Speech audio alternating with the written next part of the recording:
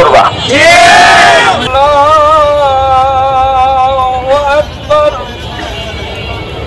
আল্লাহু আকবার, আল্লাহু আকবার।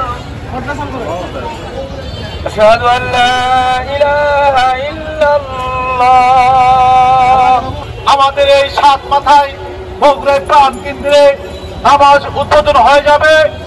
আগামীতে ইনশাআল্লাহ কিয়ামত পর্যন্ত এই নামাজে বাধা দেওয়ার কোন শক্তি আসবে না ইনশাআল্লাহ।